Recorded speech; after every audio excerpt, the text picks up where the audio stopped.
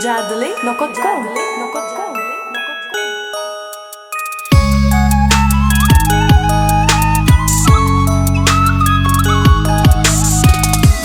Çıkıversici sözler yürekten,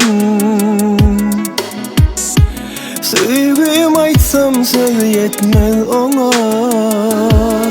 Ya soğutmun sen yaradandan bana.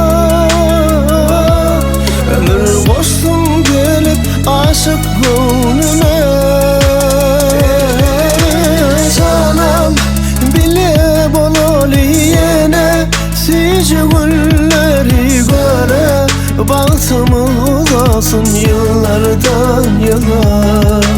Canım bile bol yine sizi gülleri göre. Bahtımız olsun yıllardan yıla.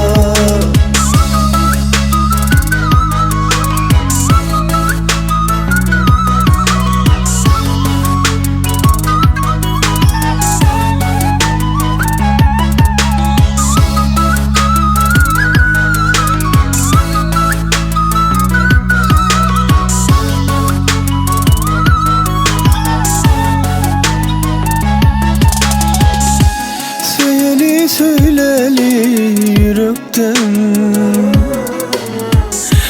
Tanrım ayırmasın bir ekten. Dünyam yazır yılvarıp seyretsem, ömürlük yar yanımda gerekse. Canım bile bol yine sizi gülleri göre.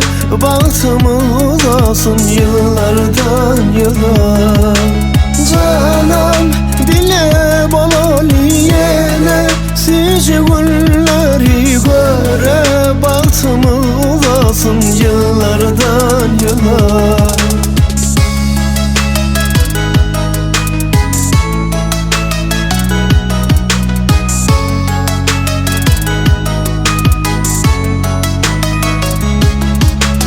Canım bile bol yine sizi gülleri göre. Bahtımız olsun yıllardan yıla. Canım bile bol yine sizi gülleri göre. Bahtımız olsun